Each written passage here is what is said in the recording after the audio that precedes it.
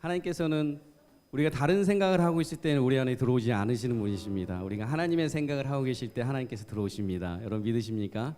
정말 그 예배 시간 가운데 더욱 집중할 수 있었으면 좋겠습니다. 더욱 집중할 수 있고 정말 우리가 말씀을 들을 만한 자의 그 마음밭이 되어서 정말 옥토와 같은 마음밭에 말씀이 들어가는데 정말 하나하나가 정말 버려질 게 하나도 없는 거죠. 그럴 때 얼마나 너무 행복하고 정말 기쁜지 모르겠습니다.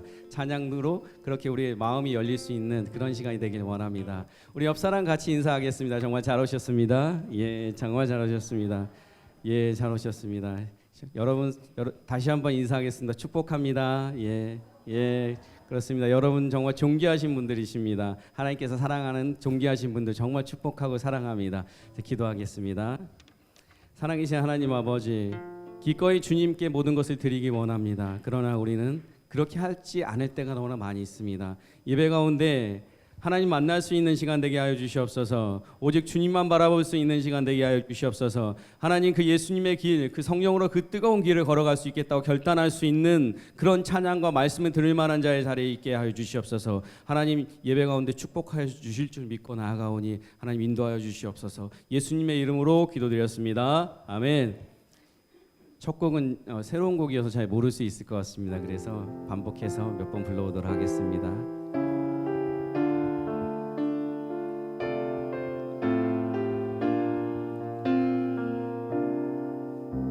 가사를 잘 생각하시면 좋을 것 같아요.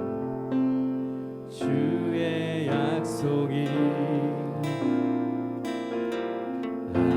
아득하여도 나의 자리를 힘써 지키리. 주의 마음에 합한 자 되어 그 길 기꺼이 나 걷게 하소서. 주의 계획은 성실하시니 나의 고백을 온전케 하네. 주의 나라가 세워짐을 바라며 모든 것 기꺼이 주께 드리네. 아멘. 내 맘 아시는 주님, 힘겹게 비워낸 바램들 다 내려놓고 주의 위로 전하며 그 신실하심 바라보리.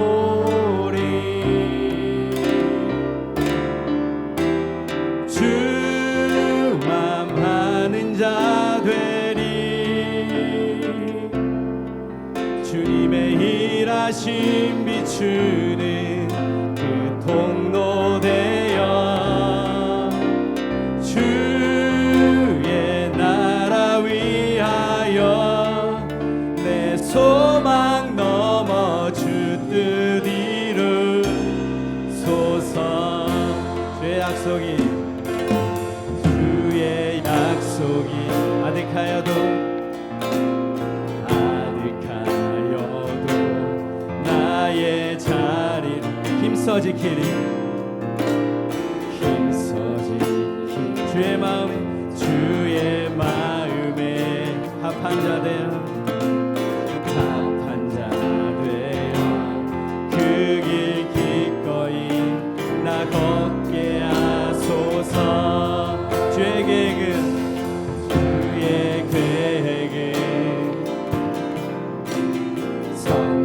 성실하시니 나의 고백을 온전케 하네. 주의 나라가 세워짐을 바라며 모든 것 기꺼이 주께 드리네. 아멘. 내 맘 아시는 주님,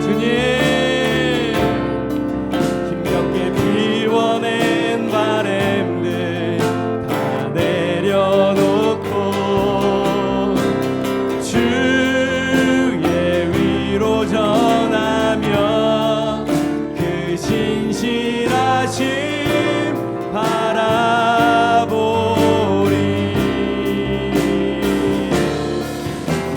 주만 아는 자 되리.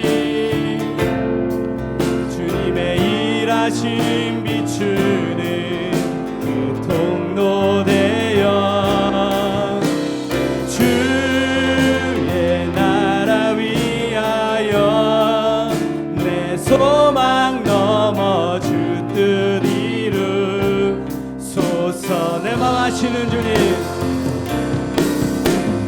내 맘 아시는 주님, 힘겹게 비워낸 바램들 다 내려놓고 주의 위로 전하며 그 신실하심 바라보리. 아멘. 주만 아는 자 되리.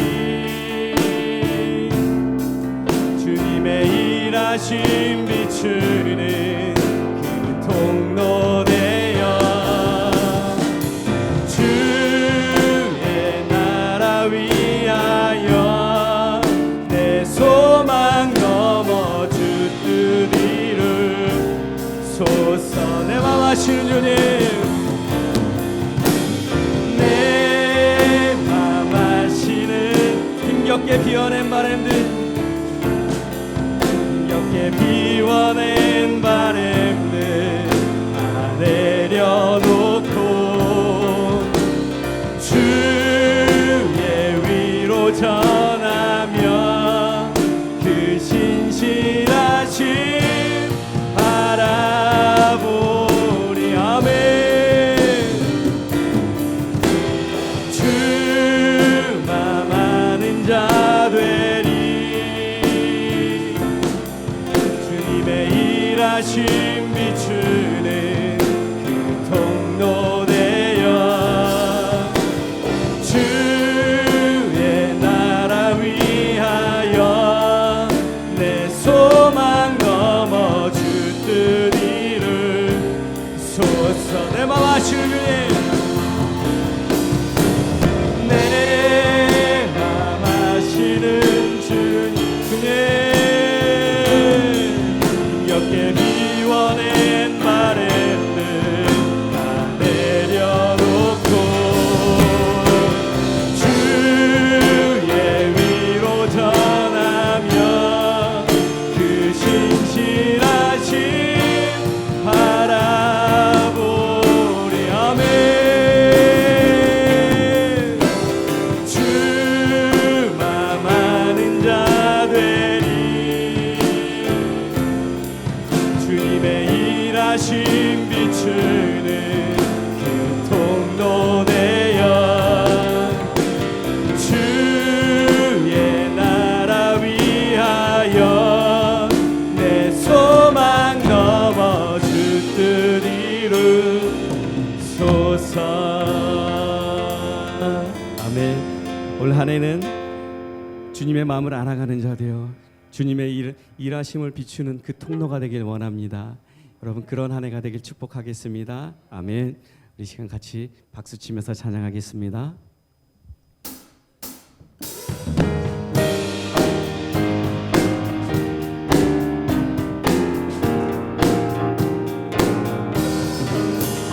옳은 길 따르라 의의 길을, 세계 만민의 참된 길, 이 길 따라서 살 길을 온 세계 전하세.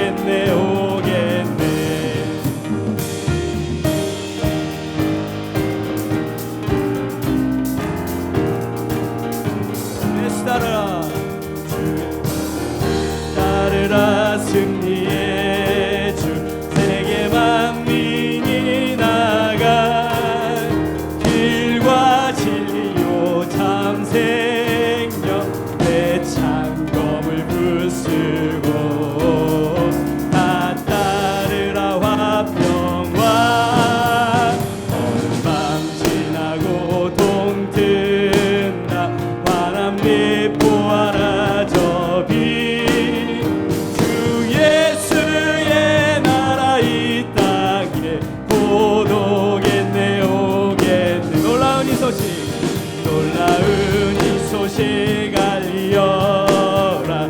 세계 만민을 구하려 내 주 예수를 보내신 참 사랑의 하나님, 만 백성이 따르기 밤 지나고 동튼다. 환한 빛 보아라 저기 주 예수의 나라 이 땅에 곧 오겠네 오겠네.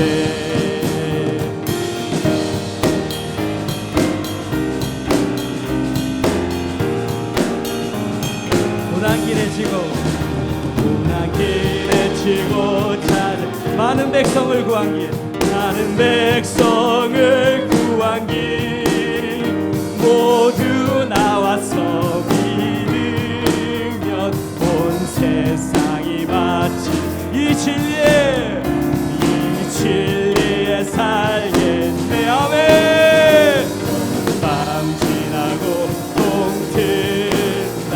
환한 빛 보아라 저기 주 예수의 나라 이 땅에 곧 오겠네 오겠네. 어두운 밤 지나고 동튼다. 환한 빛 보아라 저기 주 예수의 나라 이 땅에 곧 오겠네 오겠네. 어두운 밤 지나고 동튼다. 환한 빛 보아라 저기 주 예수의 나라 이 땅에 곧 오겠네 오겠네. 주 예수의 나라 이 땅에 곧 오겠네. 선포합시다. 주 예수의 나라 이 땅에 곧 오겠네 오겠네. 우리 하나님께 영광의 박수 올려드립시다. 할렐루야. 아멘. 주 예수의 나라 이 땅에 곧 올 것입니다. 믿으십니까? 아멘. 올 한 해도 그렇게 해서 우리가 힘차게, 조금 힘들지만 힘내서 걸어갑시다. 성령이 우리와 함께 하실 것이고 예수님이 우리가 동행하실 것인데 힘들어도 우리가 힘을 냅시다. 이제 시작인데 정말 이미 첫 단추를 잘 끼웠다고 저는 생각합니다. 하나님 주신 은혜와 사랑 가운데 성령으로 뜨거운 그런 한 해가 되길 소망합니다. 아멘.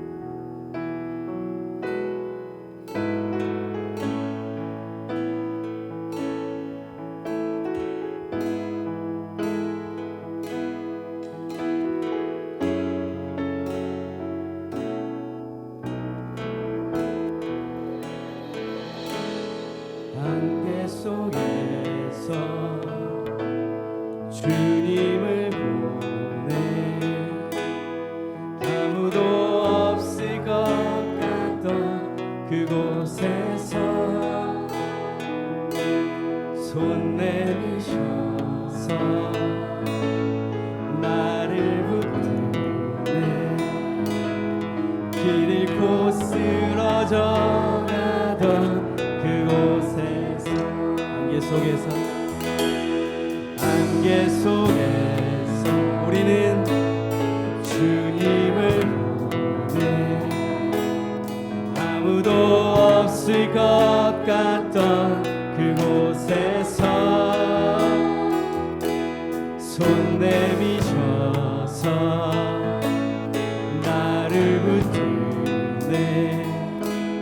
길 잃고 쓰러져 가던 그곳에서 주 말씀하시 내 손잡으라. 내가 곧 길이요 진리 생명이니 나 그 길을 보내 주 예비하신 곳 다른 길로 돌아서지 않으리. 아멘. 예수의 길 그 좁은 길 나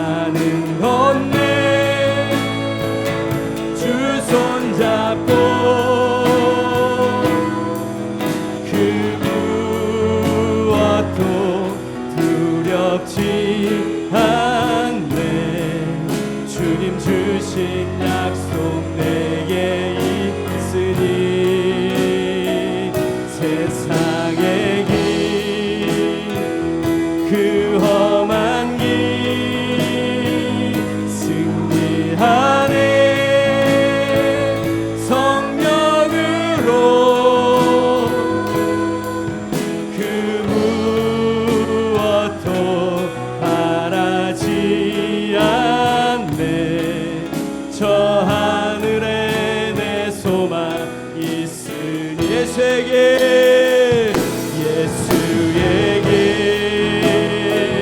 그 좁은 길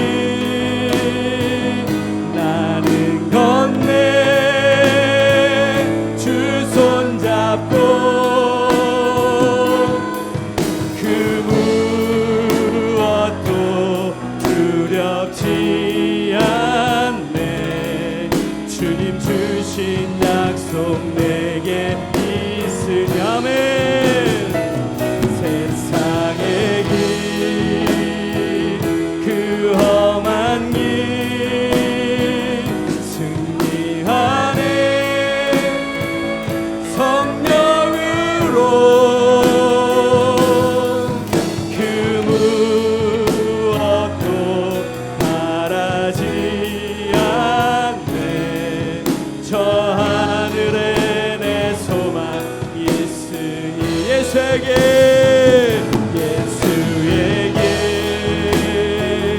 그 좁은 길 나는 건네. 주 손잡고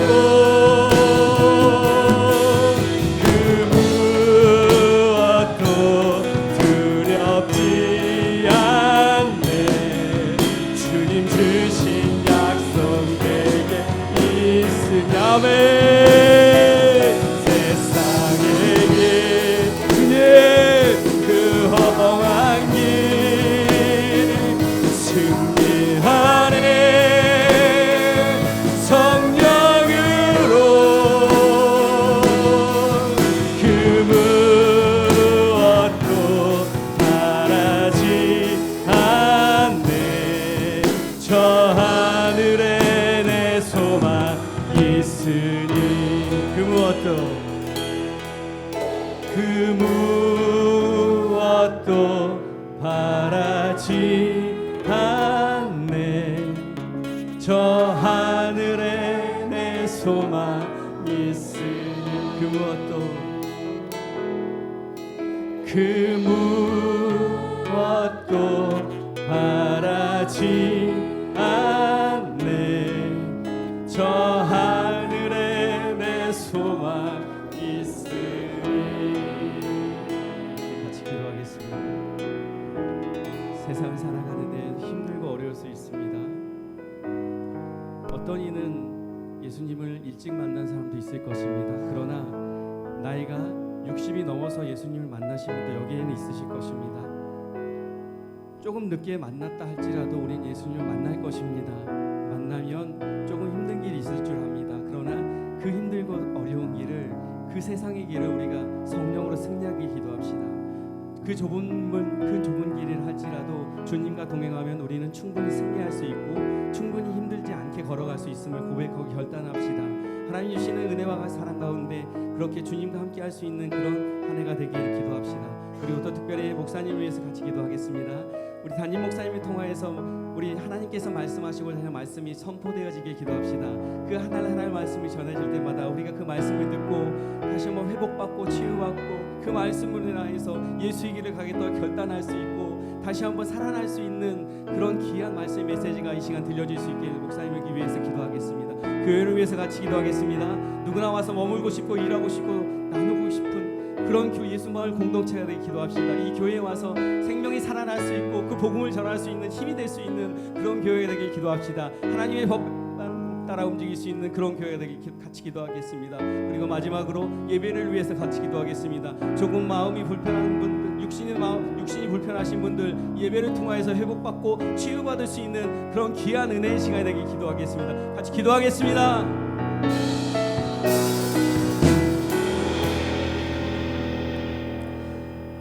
사랑의 본이 되시는 하나님 아버지, 참 감사드리며 영광과 찬양을 올려드립니다. 이 귀한 주일 세상에 속한 일을 하기보다 먼저 이 예배당에 나와 예배를 드릴 수 있게 하여 주신 것 또한 감사드립니다. 지난 한 주간 동안 세상 가운데서 살아가면서 하나님의 뜻을 따라 살기보다는 저희 자신들의 생각을 따라 살았음을 회개하오니 말씀으로 온전히 고침받아 같은 죄를 저지르지 않도록 힘을 주시옵소서. 이 나라와 민족 가운데 대통령과 위정자들이 하나님을 바로 알아 제대로 정치를 하게 하여 주시고, 하나님을 모르는 백성이 있다면 하루속히 하나님을 알게 하여 주시옵소서. 각지에 계신 선교사님도 올려드립니다. 우리 한국 땅에 선교사님들이 처음 들어오셔서 지금의 우리가 많은 혜택을 받을 수 있었음을 고백합니다. 세계 곳곳에 계신 선교사님들 사역과 환경 가운데 하나님께서 늘 지켜주셔서 그곳에서 작은 시작이 30배, 60배, 100배로 열매 맺어 커지게 하여 주시고, 그곳에서 예수님의 뜻이 이루어지게 하여 주시옵소서. 하나님의 마지막 자부심인 새한교회 올려드립니다. 2020년 표어 내 입을 크게 열라 내가 채우리라. 이 말씀처럼 각자 입을 크게 열어 말씀을 크게 아멘으로 받고 꿈을 크게 꾸고 입으로 크게 선포하여 나아가게 하여 주시고 12, 70, 300의 비전들을 하나하나 이뤄가는 올 한 해 되도록 하여 주시옵소서. 성도님들이 한 마음이 되어 하나하나 말씀으로 또한 복음으로 이곳을 쌓아가게 하여 주시며 모든 성도님들의 영과 육의 치유 및 강건과 물질의 복을 허락하여 주시옵고 삶 자체가 간증이 되게 하여 주시옵소서. 담임 목사님 올해도 귀한 사역으로 겨울 집회 중에 계십니다. 오고 가는 길 안전을 지켜주시며 특별히 건강을 지켜주시고 말씀을 선포하실 때마다 성령의 지혜와 은혜와 충만을 갑절히 부어주시오며 가정을 지켜주시고 모든 부분 하나님께서 채워주시옵소서. 부목사님과 전도사님 또한 하나님께서 기억하여 주시고 늘 부족함 없이 가정과 모든 것 하나님께서 채워주시며 각자 맡으신 사역 가운데 늘 성령의 능력과 충만을 부어주시옵소서. 단 위에서 말씀이 선포되는 시간입니다. 모든 성도님들의 눈과 마음, 귀를 열어주시고 듣는 것으로 그치는 말씀이 아닌 삶에 적용하는 말씀으로 집중하여 듣고 이 시간 나아가게 하여 주시옵고 후에 있는 모든 일정 또한 함께하여 주시옵소서. 모든 것 주님께 올려드리며 우리 삶의 본이 되시는 예수님의 이름으로 감사하며 기도드립니다. 아멘. 오늘 우리에게 주시는 하나님 말씀은 출애굽기 2장 23절에서 25절 말씀입니다. 23절에서 25절 짧은 관계로 다 같이 합독하시겠습니다. 여러 해 후에 애굽 왕은 죽었고 이스라엘 자손은 고된 노동으로 말미암아 탄식하며 부르짖으니 그 고된 노동으로 말미암아 부르짖는 소리가 하나님께 상달될지라. 하나님이 그들의 고통 소리를 들으시고 하나님이 아브라함과 이삭과 야곱에게 세운 그 언약을 기억하사 하나님이 이스라엘 자손을 돌보셨고 하나님이 그들을 기억하셨더라. 아멘. 이 시간 사론 성가대에 나와서 찬양과 함께 준비하신 예물 하나님께 올려드리도록 하겠습니다.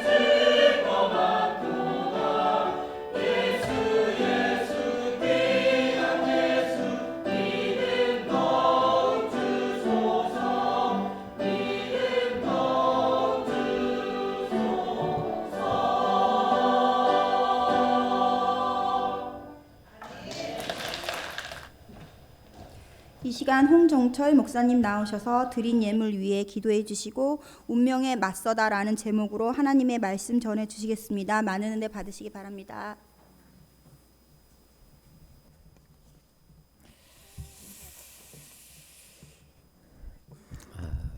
성가대 찬양도 그렇고 아까 우리 클래식 찬양팀 찬양도 그렇고 저도 이제 나이가 들어서는지 몰라도 이렇게 찬송가가 왜 이렇게 좋은지 모르겠습니다. 이게 찬송가를 들으면 왠지 또 옛 생각도 많이 나고 또 은혜 받았던 생각도 많이 나는데 특별히 아까 그 옳은 길 따르라 주 예수 얘기를 해가지고 그 후렴 부분 주 예수의 나라 이 땅에 곧 오겠네 오겠네 이 찬양하는데 목양실에서 그 찬양을 듣는데 왜 이렇게 가슴이 벅차오르든지 그러면서 한편으로 예수님 빨리 오세요라는 그런 마음이 들었습니다.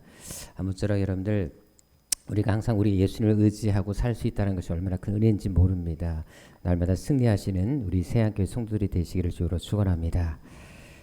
드리신 예물 기도 제목 내신 분들 건 받드리겠습니다.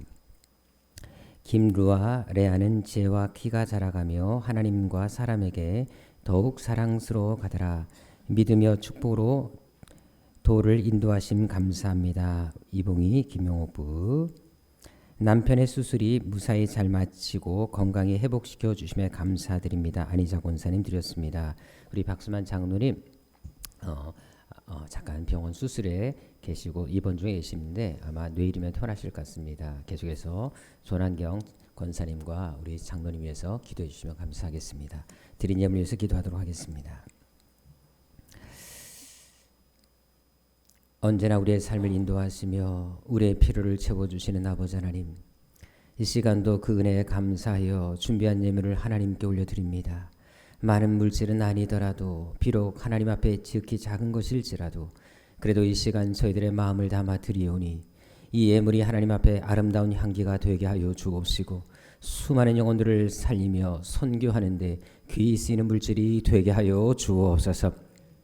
특별히 감사의 마음을 담아드린 감사의 예물이 있습니다. 어려운 가운데에서도 10의 1조를 구별해 드린 손길이 있습니다. 주일원금과 성경금과 여러 모양으로 드린 예물들이 있사오니 모든 물질들마다 복의 복을 더하여 주셔서 하는 일마다 잘 되게 하여 주옵시고 늘 감사의 조건이 넘치게 하여 주옵소서. 또한 영혼이 잘 되고 범사가 잘 되는 형통한 축복을 허락하여 주셔서 평생 하나님 앞에 영광 돌리며 살아가는 간증의 인생이 되게 하여 주옵소서. 행여나 드리고 싶지만 드리지 못한 손길이 있습니까? 그 마음을 이루하여 주옵시고 물질의 축복을 더하여 주셔서 앞으로 더 많이 섬기며 구제하며 선교하며 삶을 살아갈 수 있도록 은혜를 베풀어 주옵소서. 특별히 이를 재단을 위해서 수고하는 손길들이 있습니다. 아버지 하나님께서 한 사람 한 사람 가운데 크신 은혜로 함께하여 주셔서 어디를 가든지 위험한 일 어려운 일 당하지 않도록 보호하여 주옵시고 늘 성령에 감동되어 살게 하여 주옵시며 주님이 쓰시기에 합당한 인물들이 되게 하여 주셔서 민족과 열방을 그리스도의 뜨거운 심장으로 품어낼 수 있는 세계를 놀라게 할 만한 위대한 큰 인물들이 다 되게 하여 주옵소서. 존귀하신 예수님의 이름으로 축복하며 기도드립니다. 아멘. 우리 옆 사람과 인사하겠습니다. 당신은 지금 천사도 탐낼 외모를 보고 있습니다.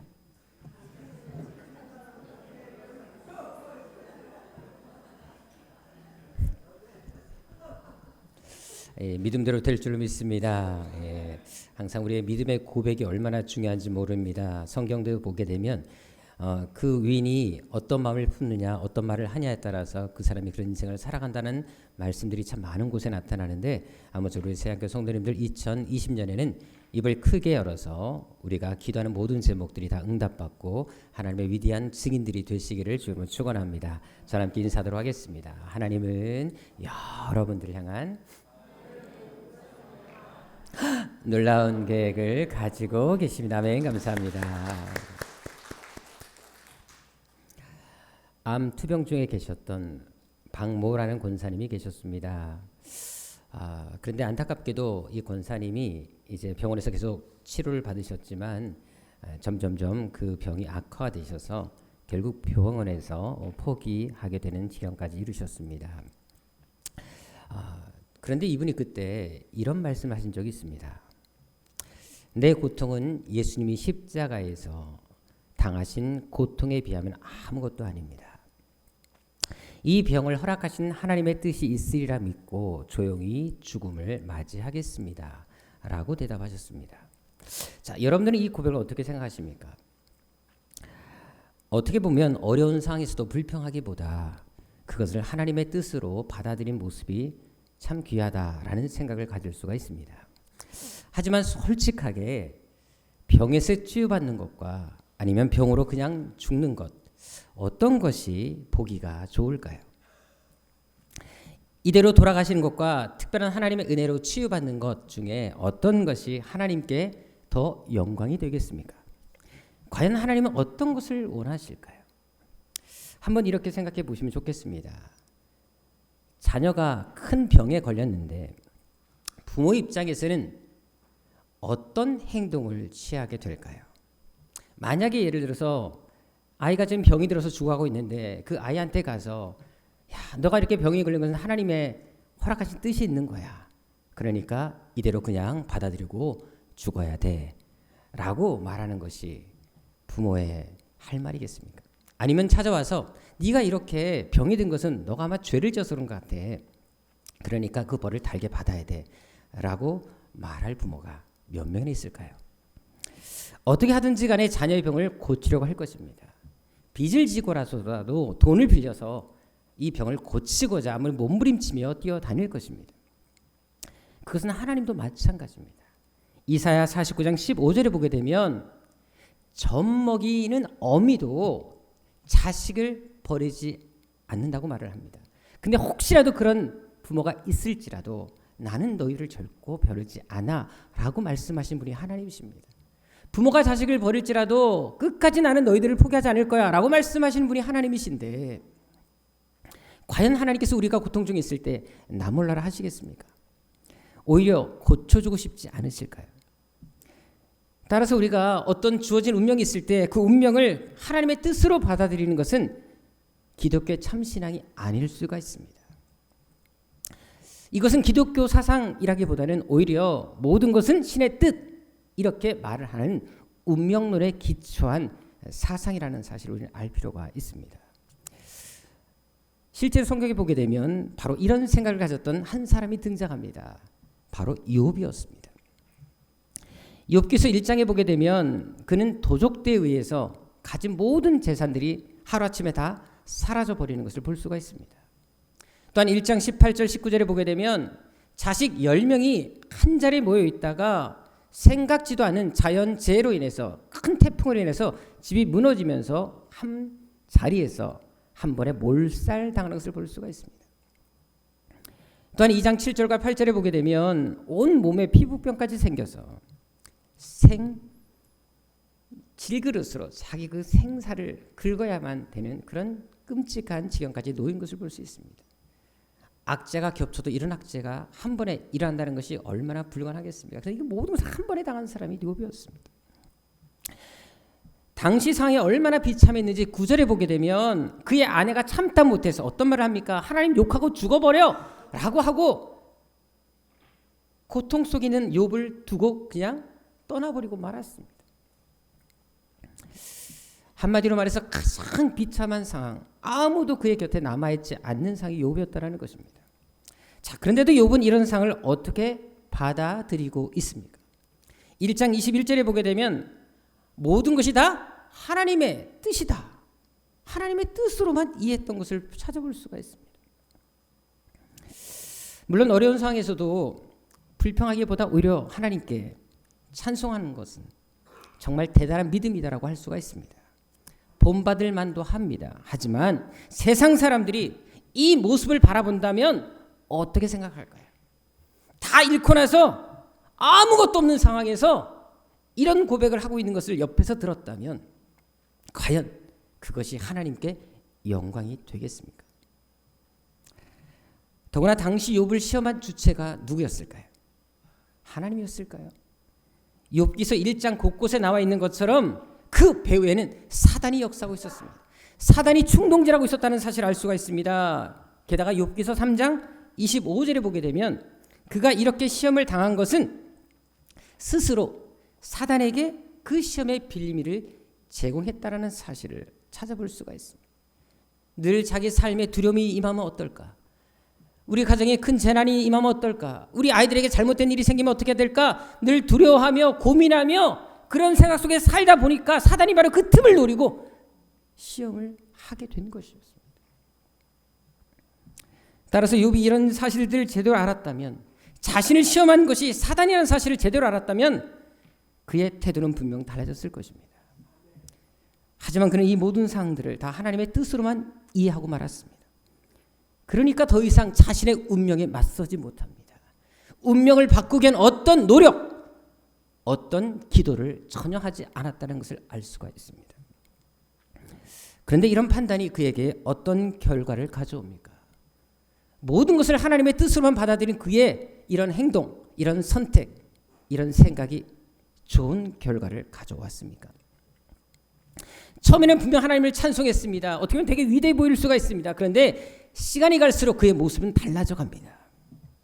3장 1절에 보게 되면 자신의 생일을 저주합니다. 그렇게 하나님을 찬송했던 욥이 이제는 자기의 탄생을 저주하는 것을 볼 수가 있습니다. 10장 18절에 보게 되면 자신을 이 땅에 태어나게 하신 하나님에 대해서까지 이제는 원망의 마음을 품고 있는 것을 볼 수가 있습니다. 더구나 19장 11절에 보게 되면 하나님이 자신을 원수로 생각해서 이런 재앙을 주셨다라고까지 하는 것을 볼 수가 있습니다. 그는 고통의 시간이 길어지자 고통의 원인을 하나님께 돌리고 있습니다. 서운한 감정을 드러냅니다. 원망의 마음을 품었다는 것입니다. 결국 자신의 처지를 한탄하면서 신앙이 무너져 내려갔던 것을 우리는 찾아볼 수가 있다는 것입니다. 따라서 그는 고난이 왔을 때 처음부터 그것에 순응할 것이 아니라 오히려 자신의 운명을 놓고 맞서서 기도했어야 됐다는 것입니다. 그랬다면 그의 삶의 모습은 분명히 달라졌을 것입니다. 이렇게 연약한 모습으로 전락하지는 않았을 것이라는 사실입니다. 그것은 우리 역시 마찬가지입니다. 사실 우리는 현재의 상황을 바라보고 절망할 때가 많습니다. 주어진 운명에 쉽게 순응하며 어떤 변화를 시도하지 않을 때가 있다는 것입니다. 때로는 그것을 업보 팔자소관으로 돌리기도 할 때가 있다는 것입니다. 하지만 예수 믿는 것이 좋은 것이 무엇이겠습니까? 주님 안에서는 우리의 운명 팔자 얼마든지 바꿀 수 있지 않습니까? 인생 역전도 얼마든지 가능할 수 있다는 사실을 우리는 알 수 있지 않습니까? 더구나 기독교와 다른 종교의 차이가 어디 있을까요? 여러분, 기독교와 다른 종교에 분명한 차이가 하나 있습니다. 기독교는 시작과 끝이 분명히 존재합니다. 순환적인 역사관, 윤회, 절대 그것을 인정하지 않습니다. 이 땅의 삶은 단 한 번뿐임을 거듭거듭 강조하고 있습니다. 그래서 한 번뿐인 인생이기 때문에 얼마든지 운명에 도전할 수 있는 것입니다. 즉 기독교는 운명에 순환하는 종교가 아니라 운명을 바꿀 수 있는 운명에 도전하는 종교라는 사실을 우리는 꼭 기억할 필요가 있습니다. 실제로 제가 너무나 잘 아는 한 슬픈 가정의 이야기를 좀 하도록 하겠습니다. 이 가정의 가정은 그래도 젊은 날에는 괜찮았습니다. 근데 군대에 가서 군대 생활을 적응하지 못하고 탈영하고 말았습니다. 평생 자기가 쫓겨 살 수밖에 없는 상황이 생기자 자신의 신분을 감추고 사망 신고를 내고 말았습니다. 지인들의 도움을 받아서 다른 사람의 이름으로 살게 됐습니다. 그러다가 한 여인을 만나게 됐는데 돈이 많은 여자였습니다. 그리고 자기의 모든 과거를 숨기고 그 여인과 결혼하게 됐습니다. 그리고 자녀도 여럿 낳게 됐습니다. 그런데 문제는 자기의 삶에 어떤 지나온 과거, 그 아픔들을 극복해내지 못하고 술로 생활을 하게 됐습니다. 결국 알코올 중독자로 전락하고 말았습니다. 여러분들, 알코올 중독자의 삶이 어떤지는 저는 잘 알고 있습니다. 최근에도 저에게 한 친하게 지내는 권사님이 문자와 편지를 저에게 보내주셨는데 주중에 제가 통화도 했었습니다. 그분의 남편이 심한 알코올 중독자였습니다. 언제 기회가 된다면 제가 그분의 편지를 한번 읽어드리도록 하겠습니다. 얼마나 그 삶이 비참했는지 저는 옆에서 지켜볼 수 있었습니다. 가정이 파탄났고 얼마나 아픔을 겪었는지 저는 볼 수 있었습니다. 바로 지금 이 가정이 그런 지경에 이르게 된 것입니다. 술을 먹게 되니까 자기 의지와 상관없이 집에 와서 기물을 다 파괴합니다. 그리고는 자해를 하고 심지어 자들까지 폭행하기 시작했습니다. 정말 집안이 엉망이 되고 말았습니다. 그러다가 자녀들을 낳은 자녀들도 책임지지 못하고 자녀들을 제대로 가르치지 못하고 심지어 다른 집의 식모로 팔아버리는 아주 끔찍한 짓도 행하고 말았습니다. 자, 그런데 이제 이런 상황에서 또 한 명의 아이, 6번째 아이를 낳게 됐습니다. 자, 그렇다면 이제 이 6번째 아이를 임신해서 아이를 낳을 수밖에 없는 상황이 생겼는데, 그렇다면 이 아이를 낳는 게 좋을까요? 낳지 않는 게 좋을까요? 여러분들 생각에서 어떤 것이 더 유익하겠습니까? 만일 낳지 않는 것에 동의했다면 지금 여러분은 저를 죽이신 것입니다. 왜냐하면 제가 그 가정에서 태어난 6번째 아이였기 때문에 그렇습니다. 그래서 현재 상황을 바라보고 인생을 단정지면 안 되는 이유가 바로 여기 있는 것입니다. 실제로 성경에 나오는 인물들을 보게 되면 인생 역전을 이뤄낸 주인공들이 참 많다는 사실을 알게 됩니다. 창세기만 봐도 그것을 잘 알 수가 있는데요. 우리가 창세기에서 가장 대표적인 인물 하면 떠오르는 사람이 누구입니까? 바로 아브라함입니다. 믿음의 조상 아브라함이었습니다. 자, 믿음의 조상 아브라함이니까 우리가 생각할 때 얼마나 그의 가문 집안이 대단하다고 생각이 드십니까? 근데 원래 그의 집안은 어떤 집안이었습니까? 여호수아 24장 2절에 나와 있는 것처럼 그의 가문은 철저히 우상 숭배하는 집안이었습니다. 얼마나 우상 숭배가 지나쳤는지 그 먼 후손들까지 그 사실을 알고 있었고 대대로 전해져 왔다는 사실을 이 본문을 통해서 볼 수가 있습니다. 게다가 당시는 부족 사회였습니다. 아버지가 절대적인 힘과 권력을 가지고 있었습니다. 아버지의 영향은 절대적이었습니다. 아버지가 믿는 신이 있으면 그 모든 직계 자녀들은 당연히 그 신을 섬길 수밖에 없는 구조가 그 시대였습니다. 얼마나 우상 숭배가 강했는지 여기 본문에 보게 되면 너희 조상들이라고 표현한 것을 볼 수가 있어요. 조상들 대대로 아예 이 집안 자체가 우상 숭배 집안이었다는 사실을 강조하는 것입니다.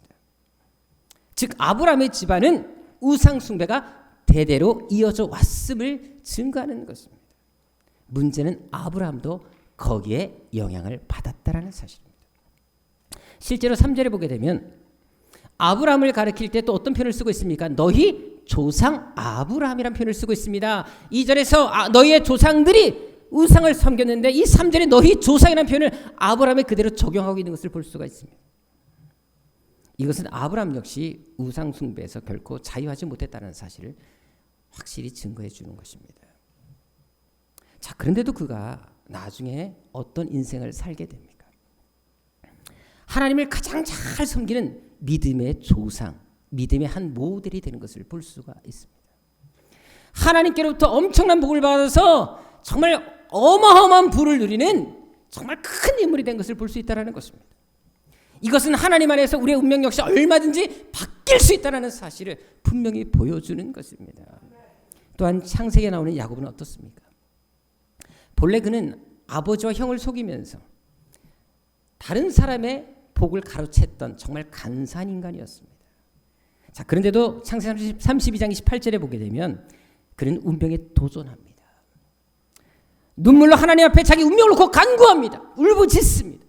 그러니까 하나님께서 그의 운명을 바꿔주셨어요. 간사한 인간의 삶이 아닌 위대한 한 민족을 대표하는 이름으로 그의 인생을 바꿔주신 것을 볼 수가 있습니다. 게다가 야곱의 아들이었던 요셉은 어떻습니까? 종으로 팔려갔다가 가장 비참한 인생을 살게 될 수밖에 없는 처지에 놓이게 됩니다. 그랬던 요셉이 어떻게 합니까? 그 운명을 그냥 받아들이기보다 운명에 도전합니다. 믿음으로 그 운명을 극복해냅니다. 그래서 하루아침에 애굽의 국무총리까지 오르는 놀라운 역사를 만들어낸 것을 볼 수가 있습니다. 이것은 우리 역시 운명을 얼마든지 바꿀 수 있고 인생 역전을 이뤄낼 수 있다는 사실을 또 한 번 보여준 것입니다. 그래서 성경의 첫 시작인 창세기에서부터 이렇게 이런 사건들을 거듭 기록하면서 너희 역시 운명을 바꿀 수 있다. 확실하게 우리에게 메시지로 전달해 주신 것입니다. 따라서 지금 상황이 아무리 절망스럽다 할지라도, 앞이 보이지 않는다 할지라도 낙심할 필요가 없습니다. 아무리 고난이 다가온다 할지라도 그 고난 앞에 굴복하거나 두려워할 필요가 없다라는 것입니다. 오히려 그럴수록 운명에 맞서라는 것입니다. 운명에 순응하지 말고 인생 역전을 위해 기도하며 울부짖으라는 것입니다. 그것은 오늘 본문을 통해서 찾아볼 수가 있습니다. 먼저 본문을 이해하기 위해서는 당시 이스라엘 백성들이 처한 상황을 알 필요가 있습니다. 출애굽기 1장 13절 14절에 잘 나와 있는 것처럼 당시 이스라엘 백성들은 애굽의 왕 바로에 의해서 심한 학대와 노동을 착취당하고 있었습니다. 거기다 1장 22절에 보게 되면 나중에 이 바로가 어떤 끔찍한 만행을 저지르냐면 이스라엘 백성들 중에 남자가 태어나면 다 죽여버리라고, 나일강에 던져버리라고까지 말하는 것을 볼 수가 있습니다. 한마디로 이스라엘 남자들을 다 말살해 버리겠다는 무서운 정책을 피고 있었던 것입니다. 당시 상은 당연히 절망스러울 수밖에 없었습니다. 고통스러울 수밖에 없었습니다. 이 운명을 바꿀 수 있는 어떤 의지와 힘도 없었습니다. 게다가 이때 이스라엘 백성들이 이 애굽 땅에 거한 지 얼마나 되었을 때였을까요? 기록적으로 따져보면 적어도 300년이 훨씬 지난 상황이었습니다. 여러분들 말이 300년이지 그 300년이 얼마나 깁니까? 300년 동안 노예 생활을 하게 되면 노예 근성이 몸에 배어집니다. 당연히 어떤 운명에 대해서 맞서거나 도전하려고 하는 의지 자체가, 노력 자체가 다 꺾이고 맙니다. 자, 그런데도 이런 상황에서 이스라엘 백성들이 선택한 것이 무엇입니까? 도저히 희망이 없고 가망이 없는 300년이 넘게 이미 조상 대대로부터 그런 끔찍한 인생을 살아왔던 그들이 어떤 결단을 하고 있습니까? 2장 23절에 보게 되면 그 고통 속에서도 하나님께 부르짖는 것을 볼 수가 있습니다. 자신들의 운명을 놓고 그 운명을 바꾸기 위해서 간구하는 것을 볼 수 있다는 것입니다. 아무도 희망이 없다, 도저히 이 환경을 바꿀 수 없다 라고 인정하는 상황에서 이 백성들만큼은 아니다, 바꿀 수 있다, 300년이 넘게 조상들이 바꾸지 못했다 할지라도 우리는 바꿀 수 있다, 바로 이 세대에서 이런 결단을 하게 된 것입니다. 당시 이들의 울부짖음이 얼마나 간절했는지 본문에 나와 있는 것처럼 그 기도가 바로 하나님께 상달되었음을 볼 수가 있습니다. 즉 이들은 운명을 그냥 받아들이기보다 운명에 맞서 기도했던 것입니다. 중요한 것은 그렇게 해서 그 응답으로 태어난 사람이 누구였습니까? 모세였습니다. 중요한 것은 그 모세를 통해 나중에 이스라엘 백성들이 애굽의 압제로부터 완전히 해방된 것을 볼 수가 있습니다. 실제로 사도행전 7장 19절과 20절에 보면 그것을 더 확실하게 알 수가 있는데요. 여기에 보면 이스라엘 백성들이 가장 고통을 당할 그 시점에 모세가 태어났던 것을 볼 수가 있습니다. 특별히 여기 때라는 단어를 보게 되면 이것은 여러분들 성경에 보면 특별한 때, 하나님께서 계획하시는 어떤 한 때를 의미하는 단어인 것을 볼 수가 있습니다.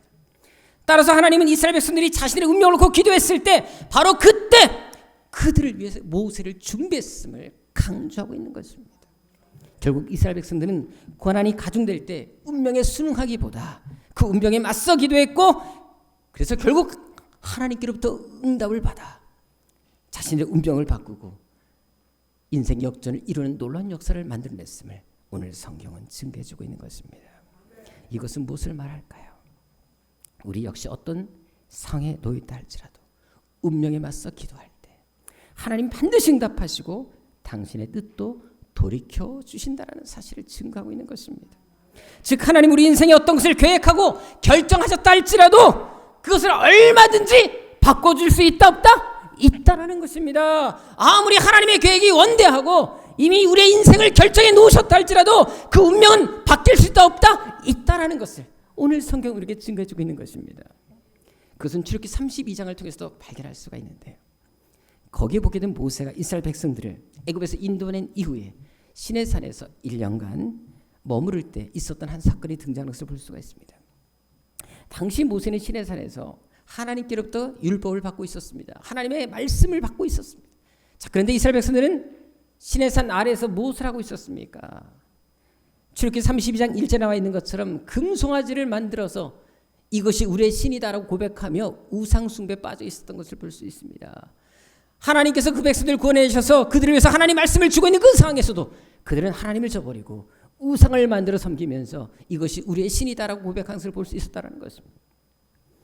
이때 이런 그들의 패역한 모습을 보고 하나님께서 어떤 결정을 내리십니까?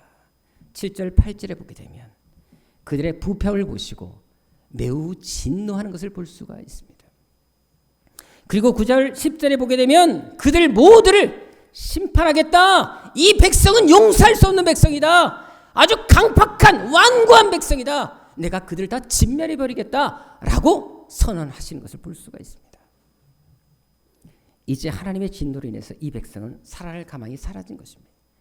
감히 누가 하나님의 이 결정을 번복시킬 수 있겠습니까? 누가 과연 하나님의 이 뜻을 꺾을 수가 있겠습니까? 자, 그런데 이때 모세가 한 것이 무엇입니까? 11절에 보게 되면 이 백성들의 이 완악함에도 불구하고 하나님께 울부짖습니다. 하나님, 어찌하여 이 백성을 구해내셨습니까? 이렇게 죽이시려고 구해내셨습니까? 아니지 않습니까? 하나님 도와주십시오. 한 번만 용서해 주십시오. 이 백성 살려주십시오. 하나님의 뜻을 꺾기 위해서, 하나님의 뜻을 바꾸기 위해서 당찬 기도를 드리는 것을 볼 수 있다는 것입니다. 중요한 것은 결과였습니다. 자, 하나님께서 그 요청을 어떻게 하셨습니까? 거절하셨습니까? 안 돼, 모세야. 이 백성 용서가 안 돼. 난 내 뜻을 꺾을 수가 없어. 이미 결정했어. 라고 하셨습니까?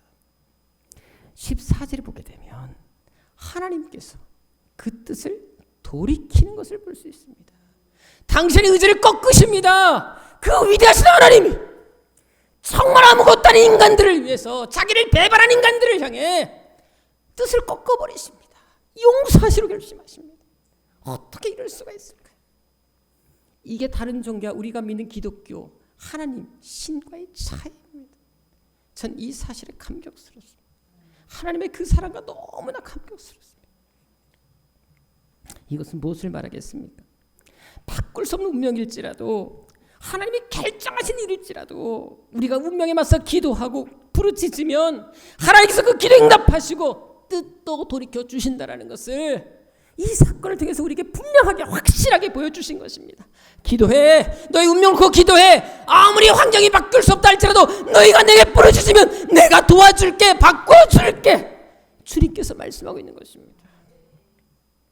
그래서 우리가 인생의 어떤 위기를 만났다 할지라도 염려하거나 두려워할 필요가 없는 이유가 여기 있습니다. 오히려 물질의 문제가 생겼다든지, 건강에 이상 신호가 왔다든지, 직장, 생계, 인간관계 어떤 문제 속에서 아픔을 겪고 있다 할지라도 그 앞에서 절망하거나 무너지지 말라는 것입니다. 운명을 바꾸고 인생 역전을 이뤄내기 위해 도전하고 기도하라는 것입니다. 왜요? 하나님 우리 인생에 어떤 것을 계획하고 결정하셨다 할지라도 우리가 그것을 꼭 간절히 기도하고 또 부르짖으면 이렇게 우리 운명을 바꿀 수 있는 분이심을 말씀하기 때문에 그렇습니다. 따라서 아무리 감당하기 힘든 문제가 다가온다 할지라도 그것을 고난이라 생각하지 말고 오히려 운명을 바꿀 수 있는 기회라 여기시라는 것입니다. 실제로 오늘 본문을 보십시다.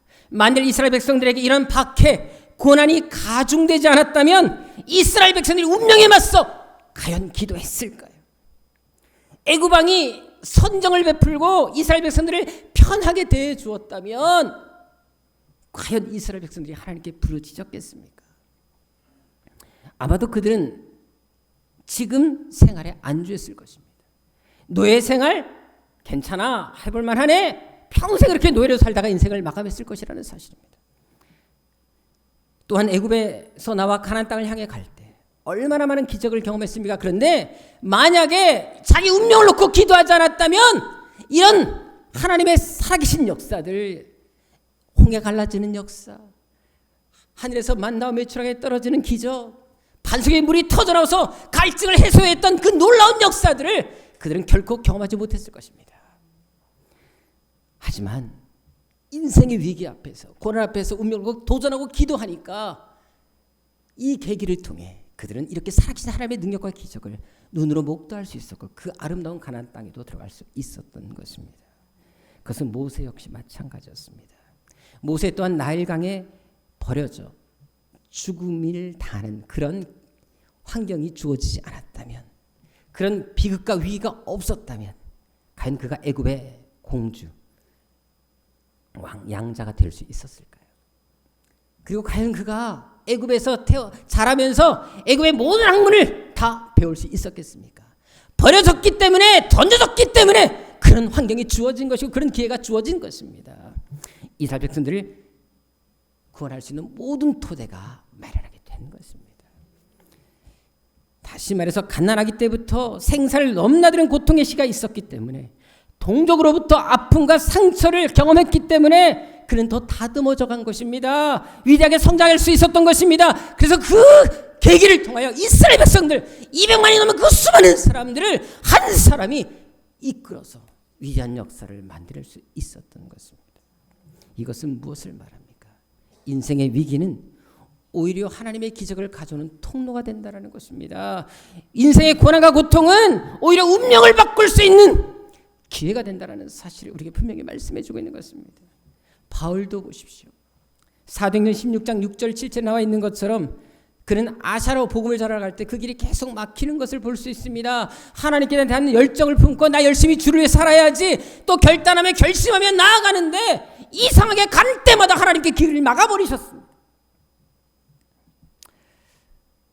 몇 번을 시도했지만 되지 않았습니다. 그래서 간 곳이 12절에 보게 되면 빌립보라는 지역이었습니다. 자, 그런데 이런 어려운 상황, 그의 좌절이 이 빌립보에서 어떤 열매 결과를 만들어냅니까? 바울이 이 빌립보를 향해 가는 그 첫걸음을 통해 유럽이 복음화되는 기틀이 마련되었다는 사실입니다. 이런 놀라운 결과가 이 바울로 인해서 주어졌다는 것입니다. 또한 그곳에 세워진 빌립보 교회, 이 교회가 나중에 바울에게 어떤 역할을 감당합니까? 사실 바울은 많은 교회를 개척했습니다. 정말 눈물을 뿌리며 자기의 전생애를 헌신해서 많은 교회를 세웠지만 여러 교회들이 그에게 등을 돌리고 그에게 아픔을 주었던 것을 볼 수 있습니다. 그런데 바울에게 끝까지 바울을 신뢰하고 믿어주었으며, 다른 교회가 후원을 끊었을 때도 끝까지 남아서 바울을 후원했던 교회가 바로 이 빌립보 교회였다는 사실입니다. 그런데 이 교회가 언제 세워졌다고요? 바울의 많은 좌절 이후에, 이런 고통 이후에 세워진 교회였다는 사실입니다. 다시 말해 바울에게는 고통과 아픔이 없었다면, 좌절이 없었다면 이 빌립보 교회는 결코 세워지지 않았을 것이라는 사실입니다. 결국 바울에게 닥친 위기, 절망은 오히려 바울을 더 위대하게 만드는 결과를 초래했다는 사실입니다. 이민택이라는 분이 계십니다. 이분은 초등학교 5학년 때 한쪽 눈을 실명하십니다. 그런데 또 안타깝게도 21살 때 또 한 눈을 상실하셔서 결국은 시각장애인으로 살 수밖에 없었습니다. 또한 두 눈이 실명 외에도 이분은 참 많은 병을 앓았습니다. 피부염, 관절염, 고혈압, 합병증으로 인해서 많은 병에 시달렸고요. 심지어 혀에 구멍이 7개나 뚫려서 음식을 먹지 못하는 그런 끔찍한 상황까지 이르게 됐습니다. 결국은 의사들도 이분을 계속해서 고쳐보려다가 포기했습니다. 그리고 가족들도 곧 죽을 사람이다 라고 해서 이 사람을 죽을 사람으로 취급을 했습니다. 그러다가 우연히 참석한 전도 집회에서 예수님을 만나게 됐습니다. 영접하게 됐습니다. 그리고는 의사도 포기하고 가족도 나를 버렸지만 자신의 운명을 놓고 기도하면 하나님은 나를 새롭게 해줄 수 있다, 확신을 갖게 됩니다. 중요한 것은 그렇게 기도하다가 하나님께 은혜를 받아서 병이 완전히 치유되었습니다. 근데 하루는 그 치유된 감격을 가지고 이제 교회를 출석하는데 앞이 보이지 않으니까 지팡이를 짚고 가고서 이제 예배를 드리러 갔는데, 특별히 새벽에 가서 예배를 드리는데 교회 반주자가 아무도 없다는 사실을 알게 됩니다. 그래서 왜 교회 새벽 예배 때 반주자가 없지? 이 생각을 하고는 결심을 합니다. 하나님, 내가 저 반주하고 싶습니다. 그때 나이가 30대였습니다. 단 한 번도 피아노를 쳐본 적이 없는 사람이었습니다. 근데 그 사람은 그때부터 혼자 독학으로 컴퓨터를 통해서 여러 사항들을 통해서 혼자 독학으로 피아노를 배우기 시작합니다. 그리고는 7년간 배운 그 실력은 부족했지만 7년간 교회에서 새벽예배 반주로 봉사를 했습니다. 그 이외에도 작곡, 편곡, 피아노 조율까지 열심히 배웠습니다. 내가 하나님 위해 살아야 되겠다. 이것을 바탕으로 지금 50대가 된 그는 세계적인 미디어 뮤지션을 꿈꾸고 있습니다. 만약 그가 왜 나는 창립이 되었나? 왜 여러 가지 질병이 들었나? 왜 혀가 7군데나 구멍이 났나? 왜 나는 이렇게 버림받은 인생이 되었나? 이런 생각에 빠졌다면 그가 과연 이런 멋진 인생을 살 수 있었을까요? 틀림없이 아무에게도 도움이 되지 않는 원망 속에 살다가 인생을 마감한 사람이 되었을 것입니다. 하지만 예수님을 알고 나서 예수님 안에서는 얼마든지 인생이 뒤바뀔 수 있다는 거, 그 확신을 갖게 되면서부터 그의 인생은 새롭게 펼쳐지기 시작합니다. 하나님께 기도하면 된다. 주님께 맡기면 됩니다. 우리 명 바꾸어 주신다. 그 확신 속에 나아가니까 그 믿음대로 하나님이 되게 하신 것입니다. 우리 역시 마찬가지입니다. 우리가 살다 보면은 왜 아픈 일이 없겠습니까? 속상한 일이 왜 없겠습니까? 밤잠을 자지 못하고 고통스러운 나날들을 보낼 날이 왜 없겠습니까? 하지만 그럴 때일수록 절망하지 맙시다. 일어섭시다. 운명에 맞서 도전하며 나아가자라는 것입니다. 2020년 이 한 해 동안 어떤 절망과 아픔 속에서도 혹행해나 우리가 생각지 못한 엄청난 상처가 다가온다 할지라도 주눅들지 말고 그 운명에 맞서라는 것입니다. 로마서 8장 31절에 나온 말씀처럼 하나님이 우리를 위하시면 누가 우리를 대적하리요.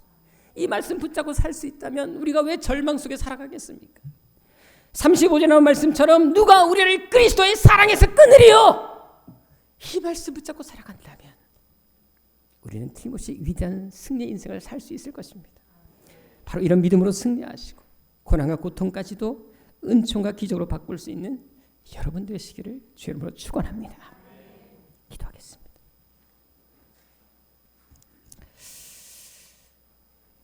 아버지 하나님,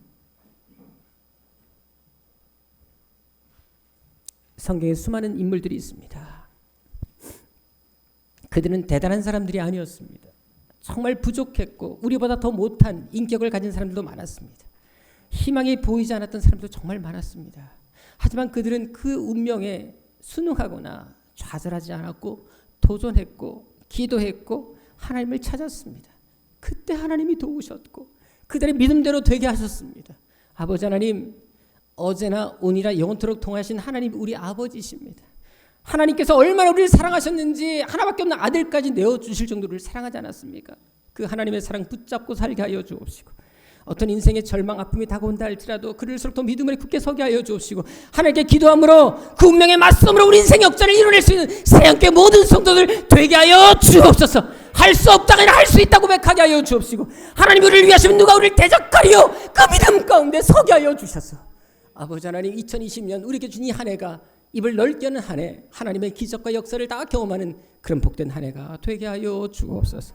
존귀하신 예수님의 이름으로 기도드립니다. 아멘. 다 같이 일어나셔서 결단송 하겠습니다.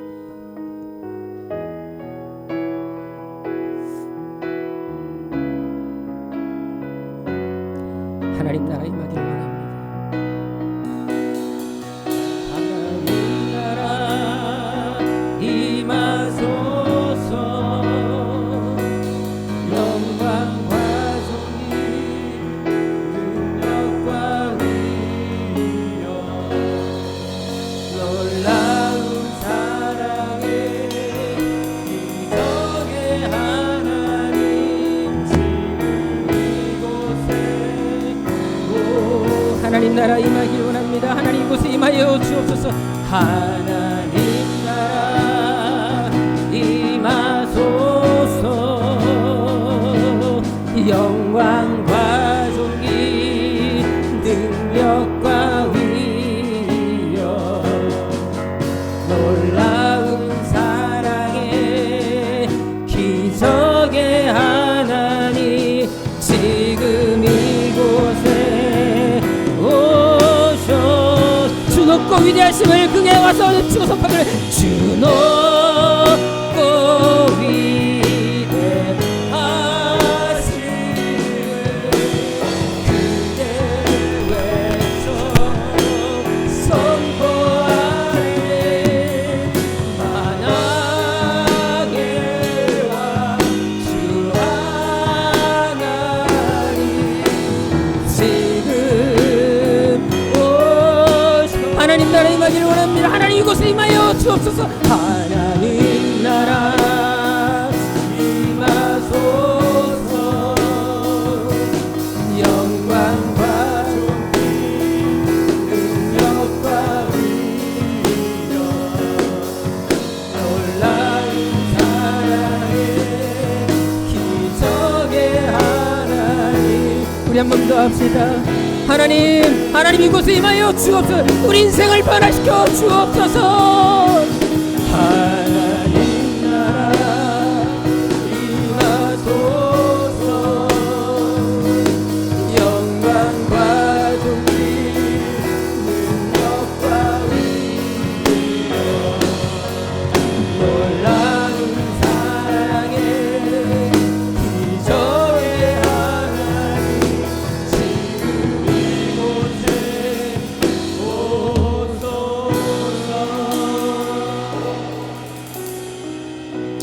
우리 이 시간 기도할 때 하나님, 내 인생의 삶의 여러 가지 문제들로 인해서 답답하고 낙심된다고 할지라도 직장 문제, 물질 문제, 자녀 문제, 건강 문제, 인간관계 문제, 어떤 문제가 놓여있다 할지라도 주눅들지 말게 하시고 두려워하지 말게 하시고 염려하지 말게 하여 주옵소서.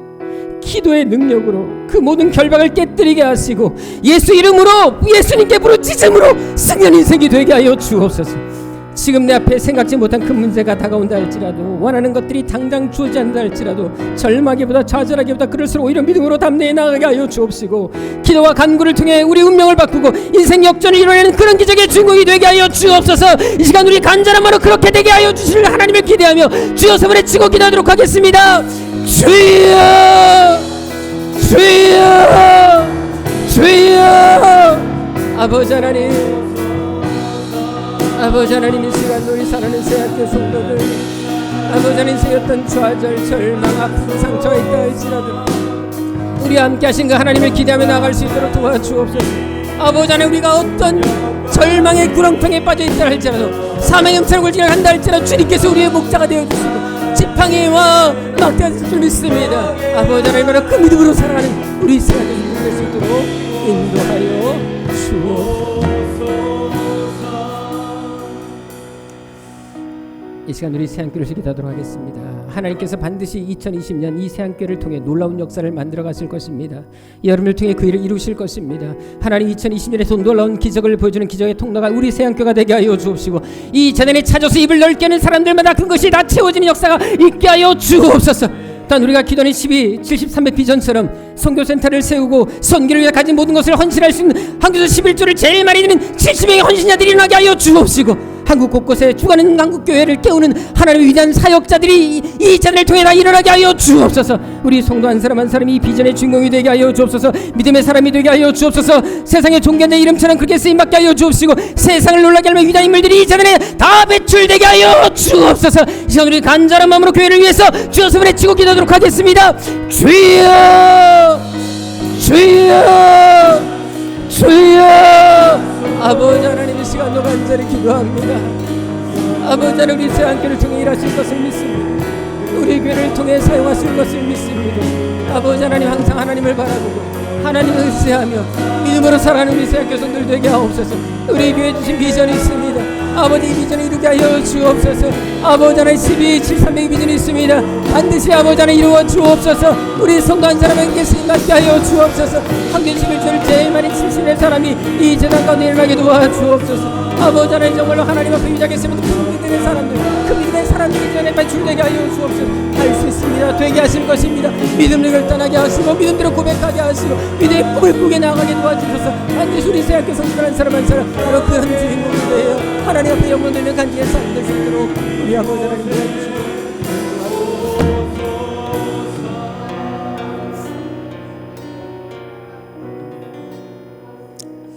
하나님은 하실 것입니다. 반드시 하나님께서 이루실 것입니다. 아버지 하나님, 우리가 비록 사망의 음침한 골짜기를 다닐지라도 결코 우리를 홀로 두지 아니하시고 함께 하시며 목자가 되어주시고 지팡이와 막대기로 우리를 안위하실 하나님을 기대합니다. 아버지 하나님, 인생의 절망, 아픔, 상처 아무리 크게 우리가 생각보다 더 크고 아프게 다가온다 할지라도 감사하게 하시옵소서. 그것을 기회로 품게 하여 주시고 하나님의 은혜와 기적을 가져온 통로로 삼게 하여 주옵소서. 그래서 우리 새학교 성도들 한 사람 한 사람이 2020년에 기적의 통로가 되게 하시고 기적의 주인공을 되게 하여 주시며 우리가 기도하는 제목들처럼 입을 크게 열어서 하나님께서 주실 놀라운 역사와 기적들을 경험하며 간증하는 간증의 통로 되게 하여 주옵소서. 우리 교회 사용하여 주옵소서. 우리 성도 반드시 사용하여 주옵시고 우리 성도 한 사람 한 사람 이 비전의 주인공들 되게 하여 주옵시고 운명을 바꾸고 인생 역전을 이루는 하나님의 위대한 믿음의 사람들 다 되게 하여 주옵소서. 이제는 우리 주님 예수 그리스도의 은혜와 우리 아버지 하나님의 지가신 사랑하심과 성령의 교통하심이 어떤 인생의 아픔과 절망 속에서도 믿음으로 기도로 하나님의 능력으로 이 모든 것을 감당해내기를 원하며 승리 인생을 살기를 원하며 다지만은 이곳에 모인 당신의 거룩한 백성들 머리 위에 이제부터 영원토록 함께 있을지어다. 아멘.